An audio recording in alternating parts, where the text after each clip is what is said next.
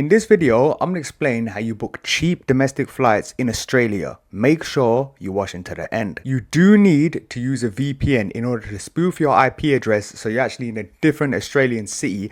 Otherwise, the airline companies are going to know you're trying to get to that city and charge you a lot more. The one I recommend is super beginner friendly and affordable. It's called NordVPN. You can access it for the best possible price. Down link in description and the pinned comment. Then you need to delete your cookies. This is so the airline companies can't tell if you search for cheap flights to the specific city you're trying to fly from. So you're going to press this button here. You want to do delete browsing data.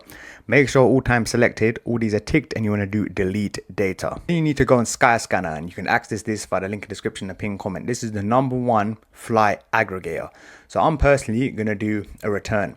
And obviously you're going to do from Australia then to Australia. And here you can pick a specific date, but if you want to get the cheapest possible flights, you can see that July and August is the cheapest flight. So let's click on July, and we're flying back July as well. And here you can pick how many adults or children you're traveling with. Then you want to do search. So here you have the different flights in Australia. Let's say we want to fly to the Gold Coast. So we want to click on Gold Coast. And here is your departure locations. Obviously it's going to depend on where you're from. Let's assume you're from Sydney. So I'm going to click on Sydney. Now we know we're flying to the Gold Coast.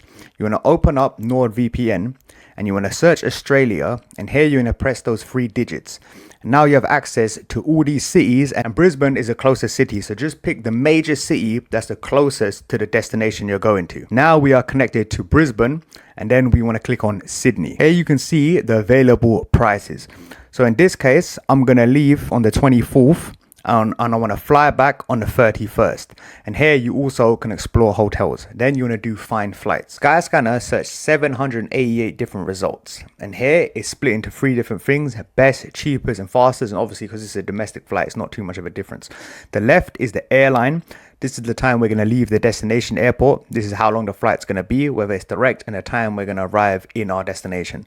So you just want to do select. And some advice: never ever book a flight with any of these companies like Go, Voyages, Trip.com. These are travel providers. They're the ones who own the ticket. You don't have the ticket. So if any issues happen, you lose your bags, the flight gets cancelled, it's very difficult to get on the phone and actually get a refund.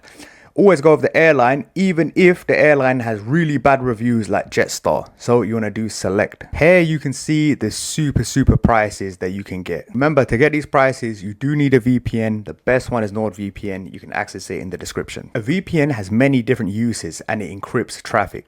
So if you've ever used public Wi-Fi, like in a train station or airport, and especially if you've done banking doing that, it's very easy for someone on a same network to steal and hack your information and get your details. A VPN is like a barrier to stop that from happening. Because you can access hundreds of different countries' IP address, this allows you for free to get thousands of new shows on Netflix, Amazon Prime, Hulu, etc. because it's going to unlock that country's geo-locked content. If you found value in this video, please like, subscribe. Thank you.